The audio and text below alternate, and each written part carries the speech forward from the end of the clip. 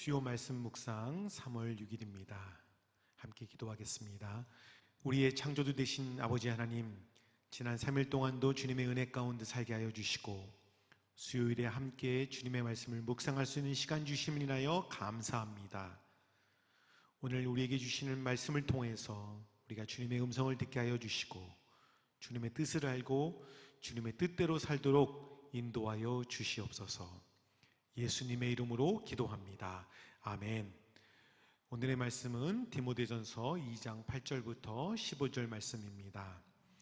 함께 성경을 펴고 읽도록 하겠습니다.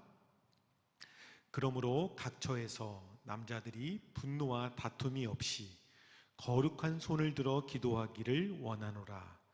또 이와 같이 여자들도 단정하게 옷을 입으며 소박함과 정절로서 자기를 단장하고 따은 머리와 금이나 진주나 값진 옷으로 하지 말고 오직 선행으로 하기를 원하노라.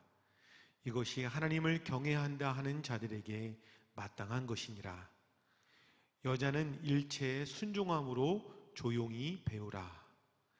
여자가 가르치는 것과 남자를 주관하는 것을 허락하지 아니하노니 오직 조용할지니라.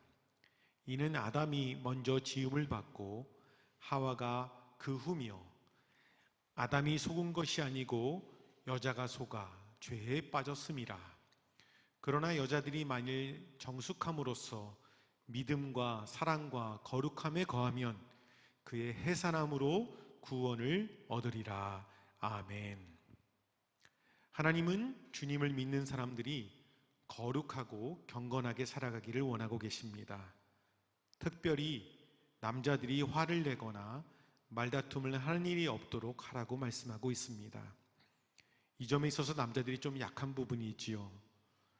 인간적인 분노와 다툼이 주님께서 우리를 부르신 거룩한 삶을 사는데 방해가 되는지를 잘 살피라는 말씀입니다. 우리 가운데 환행과 말다툼이 있습니까? 차를 운전하면서 화가 날 때가 많이 있습니다. 그 분노가 저녁 때까지 이어질 때도 있지요. 집에서, 교회에서, 직장에서 함께 일하고 말하다가 화가 날 때가 있습니다. 말다툼을 할 때가 있지요. 그 말다툼 때문에, 그 화 때문에 주님이 주시는 기쁨과 평안과 감사를 누리지 못하면서 살 때가 있다라고 하는 것입니다. 화를 이기는 길은 주님께 기도하는 것입니다. 말다툼을 정지하게 되는 비결은 우리가 기도하는 것입니다. 우리는 수시로 기도해야 합니다. 운전을 하면서도, 길을 걸으면서도, 밥을 먹으면서도, 또 샤워를 하면서도 우리가 기도해야 합니다. 거룩한 손을 들어 기도하는 것은 기도할 때의 자세를 규정한 것이 아니라 하나님께 경외와 헌신의 마음으로 기도하라는 것입니다. 9절부터 10절 말씀은 여자들의 옷차림과 치장에 대해서 말씀하고 있습니다. 여자가 자신을 단장하고 꾸미는 일이 문제가 아니라 꾸밈에 있어서 더 중요한 것이 있다는 것을 가르쳐주고 있습니다. 에베소 교회에는 부유한 여인들이 있었고 그들은 자신을 과시하기 위해 화려한 장식과 값진 옷을 입고 교회에 온 것 같습니다. 자신을 드러내고자 하는 과시욕은 다양한 신분과 계층의 사람들이 모여있는 교회에서 갈등의 원인이 되기도 합니다. 지금도 마찬가지죠. 너무 비싼 옷이나 장식품을 이렇게 하고 오면 다른 사람들에게 덕이 되지 않을 때가 있습니다. 혹시 우리 교인들 중에서도 좀 그런 것들이 있다면 다른 곳에 갈 때 입고 차고 가시고 교회에 올 때는 단정하게 옷을 입고 오면 좋겠습니다. 그런데 오늘 말씀의 핵심이 무엇이지요? 이런 것들은 중요한 것이 아니라 바로 선행으로 하기를 원하노라 말씀하시면서 바울이 여자가 단정하는 것에 대해서 가장 강조하는 것은 선행입니다. 사람이 자신을 꾸미는 것은 외모를 넘어서 어떻게 행동하고 말하느냐에 달려 있습니다. 아무리 멋진 옷을 입고 장신품을 가지고 있다 할지라도 더러운 말과 악한 행실을 품고 있다면 자신을 단정하는 데 실패한 것입니다. 그것은 남자도 여자도 다 똑같지요. 여러분, 어떤 사람이 매력적인 사람입니까? 외모보다 마음이 이쁜 사람 아니겠습니까? 그 마음이 말로 드러내서 말이 이쁜 사람이 참 매력적인 사람인 것 같습니다. 우리 모두가 주님께서 원하시는 그러한 선행으로 우리의 몸과 마음을 단장하기를 원합니다. 그 다음에 구절들의 말씀은 굉장히 해석하기가 어려운 말씀들입니다. 교단마다, 목회자와 신학자들마다 전혀 다른 해석을 하기도 합니다. 바울은 여자들에게 모든 일에 순종하고 가르치려고 하지 말고 조용히 배우라고 말하고 있습니다. 이런 권면은 여자에 대해 어떤 편견을 가지고 있는 것처럼 보입니다. 특별히 우리 시대의 여자분들은 이런 말씀을 들으면 화가 날 수도 있습니다. 이건 성차별이 아닌가라고 항변할 수 있지요. 그러나 이 말씀은 에베소 교회의 특별한 상황 속에서 바울이 왜 그렇게 말할 수밖에 없었는지 생각해야 합니다. 바울은 다른 곳에서 여자들의 리더십을 인정하고 칭찬하였습니다. 로마서 16장에서 바울은 갱그레아 교회의 자매인 베베를 훌륭한 일꾼으로 추천했습니다. 또한 브루스길라를 그리스도 안에서 함께 일하는 동역자로 소개하기로 했지요. 그런데 왜 바울이 에베소 교회 여자들에게 가르치는 것과 남자들을 주관하는 일을 하지 못하도록 금지했을까요? 우리가 성경을 해석할 때 기본적으로 생각해야 할 것이 있습니다. 어떤 성경의 말씀이 성경 전체의 가르침과 어떻게 조화를 이루느냐 하는 것입니다. 성경은 하나님의 말씀이기에 어떤 말씀과도 서로 모순이 되지 않습니다.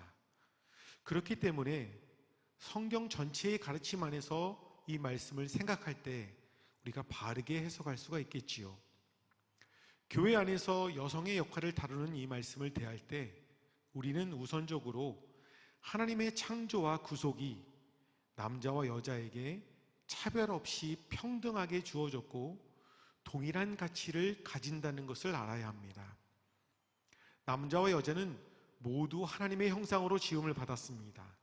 그리고 남자와 여자는 모두 그리스도로 말미암아 하나님의 자녀로 구속함을 받았음을 우리는 믿습니다. 어떤 차이도 없습니다.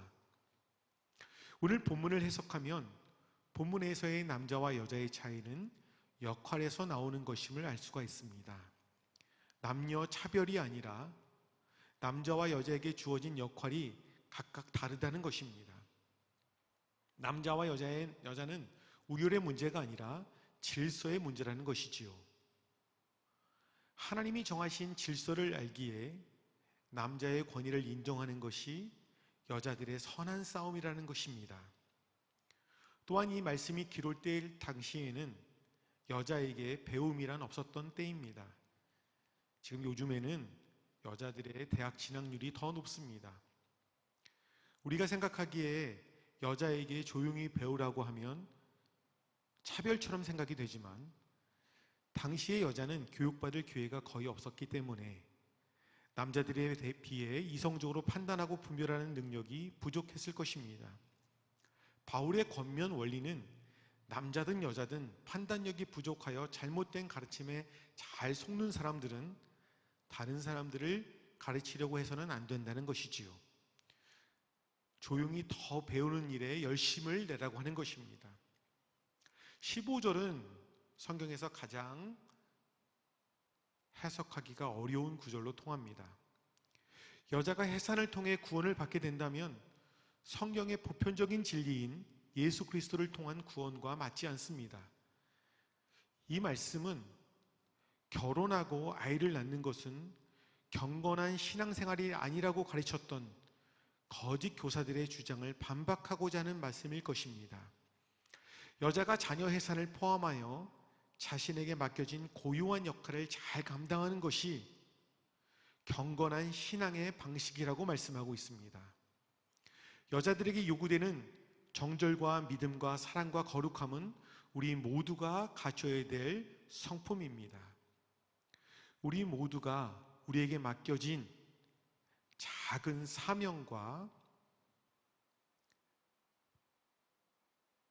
일들을 최선을 다하여 잘 감당하는 것이 경건한 삶인 것을 알기를 원합니다. 그리하여 우리 가정과 교회와 일터에서 우리에게 맡겨진 그 일들을 잘 감당하는 귀한 지체들이 되기를 주님의 이름으로 축복합니다. 함께 기도하시겠습니다. 사랑하는 주님, 우리가 외모를 가꾸는 일에는 시간과 돈을 많이 쓰지만 주님이 원하시는 선행으로 우리를 가꾸어 나가는 일에는 부족했던 것을 고백하며 우리의 게으름을 회개합니다. 우리가 순종함으로 서로에게 배우게 하시고 무엇보다도 예수님을 더 알아가는 우리 모두 되게 하여 주시옵소서. 우리가 맡은 작은 역할을 잘 감당함으로써 가정과 교회와 사회에 주님의 거룩함을 드러낼 수 있도록 우리에게 은혜를 베풀어 주시옵소서. 지금은 사순절 기간입니다. 이 기간 동안 그리스도의 십자가의 은혜를 상고하게 하셔서 주님께 더 가까이 가는 우리 모두 되도록 은혜를 베풀어 주시옵소서. 나머지 3일 동안도 주님과 동행하기를 소원하며 예수님의 이름으로 기도합니다. 아멘.